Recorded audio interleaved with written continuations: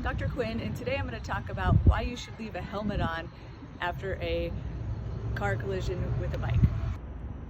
Before you can understand the purpose of leaving a helmet on, let me first describe the physiology and anatomy of your cervical spine or your neck. Your neck has 7 cervical vertebrae, which are the bones of your neck, each of which have a hole or canal for the spinal cord to run through. Your spinal cord contains all of the nerves for your entire body. In your neck muscles, all of the nerves for your upper extremities, for your arms and for your upper back and neck, come out of your spinal column and go down into your arm, elbow, wrist, and hand. It provides sensation and movement to your shoulder, neck, and back. Higher up in the neck, you have the nerves that actually control breathing.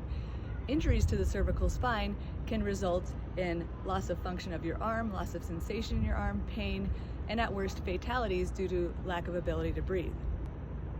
Most studies have shown that cyclists experiencing car crashes or injuries actually have neck injuries at the C5 or above level, which is mid-neck or above, which is actually where fatalities tend to occur most.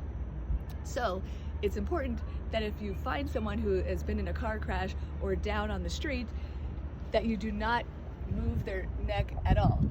What is important to do to assess a cervical spine injury is first actually check and make sure they're breathing, obviously call 911, and then ask the patient if they're conscious, if they could feel you touching their hands or if they can move their fingers. If they have movement in their hands or their fingers, we know that it's highly unlikely that at this time they have a high-level cervical spine injury. You also don't know the patient's pre-existing medical status, so they might already have a neck injury or a neck issue that has been going on, and so you really don't want to make that any worse. So most importantly, you make sure you call 911, make sure that the patient's breathing is not affected, and you leave the helmet on.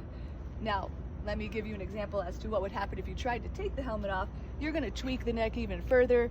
You might cause increased cervical spine injury that, again, the patient hasn't had yet, or that they had a pre-existing condition of. You don't even want to try to remove the strap because you do not want any extra movement in the neck that is unnecessary.